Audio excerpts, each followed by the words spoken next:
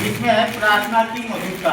तो जब हम प्रार्थना करते हैं तो बच्चों को प्रार्थना में क्या होना, मधुरता होनी चाहिए। प्रार्थना में बच्चों को जो है अच्छी तरह से हम टाइम टेबल बना लें कैसे हम उस कार्य को करेंगे तो बहुत ही सुचारू रूप से चलता है और समय पर पूरा हो जाता है। वो किसान की होशियारी वाला, तो ये मैं जब अपने बच्चों को पढ़ा रहा था स्कूल में तो उनकी बात होती है। एक बच्चे ने कह दिया सर, मैंने कहा भालू ने ऐसा कहा। वो था सर भालू तो बोलता नहीं है। अरे मैंने बोला पानियों में बोलता है। गुड मॉर्निंग दोस्तों, कैसे हैं आप लोग? सभी सकुशल होंगे। एक नए दिन पे करते हैं आज नए ब्लॉग की शुरुआत। आज के ब्लॉग की शुरुआत हो रही है BRC दसाईथल से। जैसा कि हम हैं यहाँ अफलन ट्रेलिंग में, तो आज दिन भर जो भी कार्यक्रम ट्रेनिंग में होंगे उनको ब्लॉग के माध्यम से आपको दिखाया जाएगा। तो ब्लॉग में अंत तक बने रहें, लाइक करें, शेयर करें।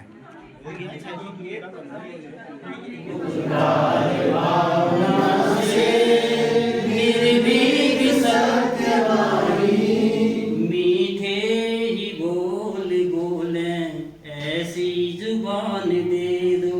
मीठे ही बोल बोले ऐसी जुबान दे दो।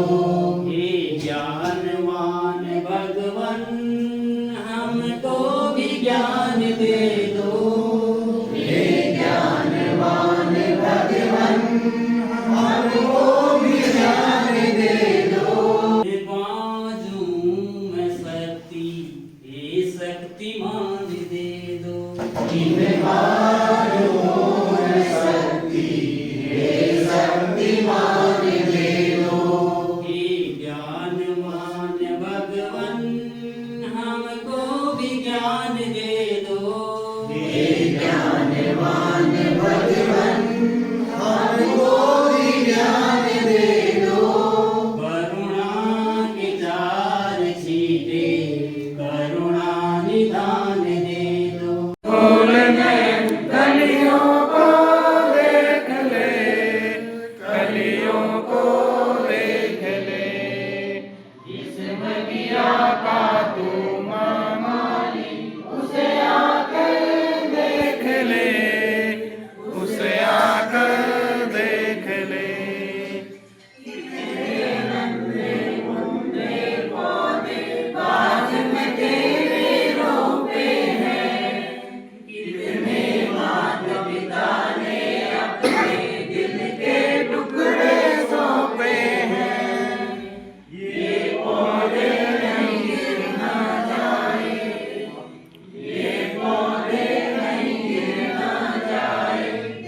और संख्या ज्ञान सीखें जो कि वो अपनी रोजमर्रा की जिंदगी में उतार पाए और उनके जीवन भर सीखने के कौशल का विकास हो सके। आओ यह सतत प्रयास करें कि भारत के हर बच्चे को मिले ऐसी शिक्षा जो हो सरस और सार्थक, ताकि हर बच्चा अच्छी बने निपुण। जय हिंद। होना चाहिए उद्देश्यपूर्ण माहौल, सामाजिक एवं मौलिक ग्रंथ। उद्देश्यपूर्ण माहौल और सामाजिक मौलिक ग्रंथ का प्रयोग होना चाहिए। सर्वधर्म समभाव होना चाहिए। अनुशासन होना चाहिए। प्रार्थना में पहले अनुशासन होना चाहिए। बच्चों को जो अनुशासन रूप से सिखाया। फिर कार्यक्रमों की उचित क्रम, शांत और पक्षवाद लिखे हैं जिनकी सकारात्मक शुरुआत। जब हम प्रार्थना करते हैं हमारी सकारात्मक शुरुआत वहाँ से प्रारंभ होती है, जिससे कि हम बच्चों में भी और स्वयं में भी उसमें सकारात्मकता के साथ आगे को दिन की शुरुआत करते हैं। नंबर 2 है अनुशासन का विकास। अनुशासनहीनता जो होती है हमारी प्रार्थना सभा से शुरू हो जाती है। नंबर 3 सामूहिकता और एकता। किसी बच्चे को हम एकल गायन के लिए आगे बुलाते हैं प्रार्थना करवाने के लिए, और सामूहिक रूप से भी एक प्रार्थना सभा का आयोजन करते हैं। नैतिक मूल्यों का विकास करना। नंबर 4 है नैतिक मूल्य। नैतिकता का विकास प्रार्थना सभा से आरंभ होता है। हैं प्रार्थना सभा की एकत्रित होते हैं तो सबसे पहले उसमें आता है कि विद्यार्थी का एकत्रित होना 2 मिनट। इसमें 2 मिनट की कोई वो बाधा नहीं है क्योंकि हमारे बच्चे काम वैसे जल्दी एकत्रित हो जाते हैं। इसी बीच में अपने वाद्य यंत्र और अपना जो भी हमारा बजाने का जो सामान आते हैं और माइक अगर है तो वो सेट कर लेते हैं। उसके बाद आती है ये हमने पूरे हफ्ते की बनाई है, सोमवार मंगलवार जो अलग अलग प्रार्थना। इससे क्या होगा कि जो एक रूपता बनी रहती है वो नहीं रहती है और बच्चों को प्रार्थना भी याद हो जाती है। तो सबसे पहले आ जाएगा फिर प्रार्थना। उसमें हमने समय 4 मिनट की प्रार्थना हो जाती है। बच्चे इतने जल्दी जल्दी गाते हैं कि 4 मिनट में पूरी हो जाती है। इसको आगे पीछे अपने अनुसार बढ़ा सकते हैं। दूसरा उसके बाद आ जाता है समूह गान। फिर है प्रतिज्ञा का समय। उसमें भी अलग अलग ऐसे कि हिंदी में प्रतिज्ञा करेंगे, अंग्रेजी में, संस्कृत में प्रतिज्ञा थोड़ी कठिन है, अभी याद नहीं हो पाई है तो ये भी हम रख सकते हैं इसमें। तीसरा पॉइंट है कि हिंदी अंग्रेजी संस्कृत, फिर से हिंदी अंग्रेजी संस्कृत। ये तो प्राप्त होते रहते हैं प्रार्थना सभा, सभी का निचोड़ है और जो अभी तक हो चुके हैं। इससे हमको क्या क्या गुण विकसित होते हैं उसके बारे में अनुशासन का गुण विकसित होता है। सबसे पहले प्रार्थना सभा के नैतिक, सामाजिक और नैतिक मूल्य से समयबद्धता का विकास होता है और देश प्रेम की भावना विकसित होती है। चरित्रवान सच्चरित्र का निर्माण होता है देखो, और सहभागिता की भावना जागृत होती है। सद्व्यवहार के गुण विकसित होते हैं। परिवेश के प्रति जागरूकता बढ़ती है। दया, करुणा, आदर के गुणों का विकास होता है। स्वच्छता के प्रति जागरूकता होती है। शारीरिक विकास होता है। देखो, प्रार्थना सभा से हमको जो समय सारणी से दिया गया है और अन्य चीजें दी गई है, उसी का निचोड़ इसमें क्या कहते हैं प्रार्थना सभा से प्राप्त होने वाले नैतिक और समझ।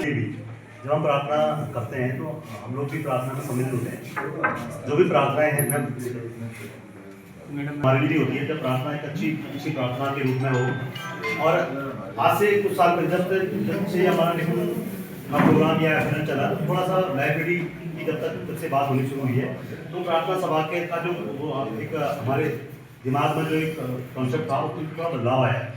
केवल प्रार्थना करने तक ये सीमित नहीं है, बहुत सारी गतिविधियाँ इसके अंदर ऐसी होती हैं। लोग जो है एक ऊर्जा क्षेत्र डेवलप होता है जब हम एक साथ प्रार्थना करते हैं तो अच्छी एनर्जी आती है, बच्चे एक्टिव होते हैं। और तो उसमें कुछ उद्देश्य हमने लिखे हुए हैं कि साझा उद्देश्य और अनुभव क्या क्या है। एक साथ मिलकर बच्चे प्रार्थना सभा में भाग लेते हैं और सभी बच्चों का उद्देश्य समान रहता है। उद्देश्य के साथ सभी के अनुभव भी समान रहते हैं। जैसे आज हमारी सुबह की प्रार्थना थी कि सुबह सवेरे लेकर तेरा नाम प्रभु, करते हैं हम शुरू आज का काम प्रभु। तो उसमें नैतिकता के साथ साथ हमको एक पॉजिटिव वाइब्स भी आ रही थी। हम अपने आप में मतलब ये सोच रहे थे कि हमारा आज का दिन बहुत अच्छा जाएगा। दूसरी बात है सामूहिकता की भावना। इसमें सभी बच्चे सामूहिक रूप से भाग लेते हैं जिससे सामूहिकता की भावना का विकास होता है क्योंकि सभी बच्चे एक ही उद्देश्य के लिए कार्य कर रहे होते हैं। समूह में रहने के कारण बच्चों को यह भी महसूस होता है कि वह एक बहुत ही बड़े समूह का हिस्सा है।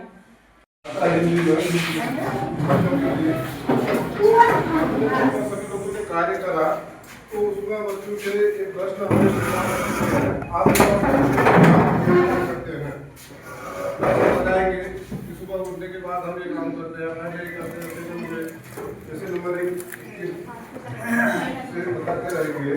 कि दूसरा प्रश्न हमारे पास था, आज के घर से विद्यालय कितनी दूरी पर है।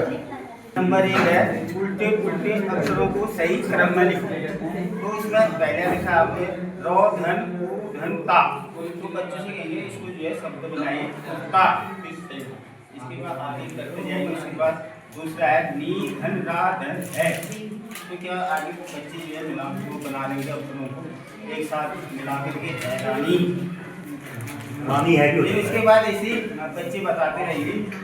फिर उसके बाद ज्ञानात्मक प्रश्नों का निर्माण कराया। ज्ञानात्मक का मतलब था कि जो बच्चे को याद होगा और जो जिसका आंसर कभी बदलेगा नहीं और जो चीज़ उसको बच्चे को याद नहीं है वो ज्ञानात्मक प्रश्न होंगे जिनके उत्तर कभी नहीं बदल सकते हैं। तो छोटे बच्चों के आधार पर क्लास 2 के आधार पर हमने प्रश्नों का निर्माण कराया है। तो उसमें हमने कोशिश की है कि सभी प्रकार के प्रश्न उसमें समाहित हो सकें। पहला जो प्रश्न बनाया है वो बनाया विलोम शब्द। तो किसी भी शब्द का जो विलोम होगा वो हमेशा निश्चित ही रहेगा, बदलेगा नहीं। तो पहला का लिंग का विलोम क्या होगा और दूसरा है ठंडा। ठंडा का बिलोंग क्या होगा? ठंडा का गर्म होगा, दिन का क्या होगा? तो दिन का मैं इसमें मिला था हिंदी में सृजनात्मक प्रश्नों का निर्माण। तो इसमें हमने पहले इसकी थोड़ा वो भी लिखा है, व्याख्या भी की है। ये प्रश्न बच्चों की कल्पना और भाषा कौशल को बढ़ावा देते हैं। ये प्रश्न है और ये नीचे हमने 5 प्रश्न बना रखे हैं इसमें। आपके घर में सबसे मजेदार काम कौन सा है? वो भी बताएंगे। वो इसमें भी सबके अलग अलग आ सकते हैं, कोई कुछ कर सकता है, कोई कुछ कर सकता है। इससे क्या होता है कि हमें एक प्रश्न के कई उत्तर मिल जाते हैं। ये अगला है, अगर आप जादूगर होते तो क्या होता?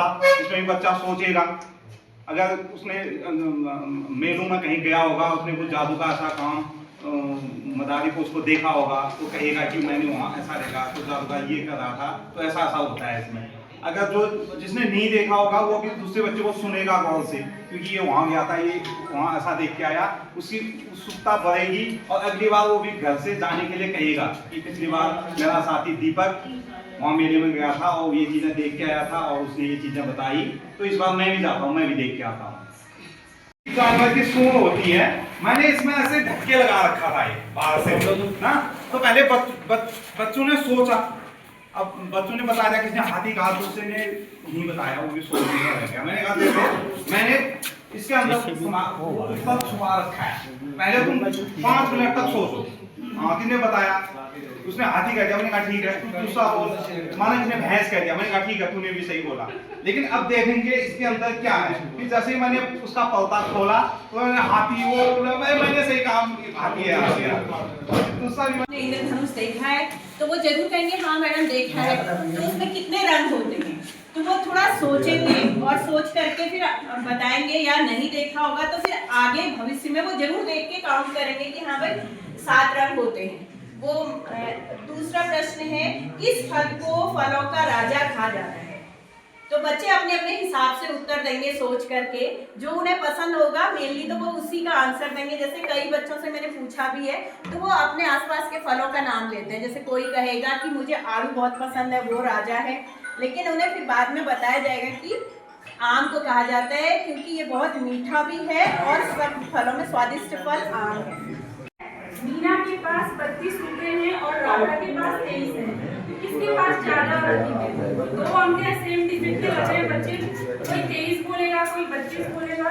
तो इसमें हम उसको अच्छे से बता सकते हैं कि 32 कौन बड़ा है, 23 छोटा है। तो ऐसे करके हम बच्चों को इन प्रश्नों के बारे में अच्छे से बता सकते हैं। इसके सामने पर यह डाल करो, कौन लग रहा है समान आकृति की दी है, आपको दिख रही है। बच्चे को दिखाएंगे तो बच्चा ये आदमी यहाँ पर नीचे मोमबत्ती दिख रही है, उसमें मिलान कर लेना। उसके बाद नीचे है गोला आकृति की है, गैस के साथ गैस है, वो गैस जैसा नीचे क्या है। तभी तो आपको बुलाया हमने। है वो सब अब बताओ। हाँ,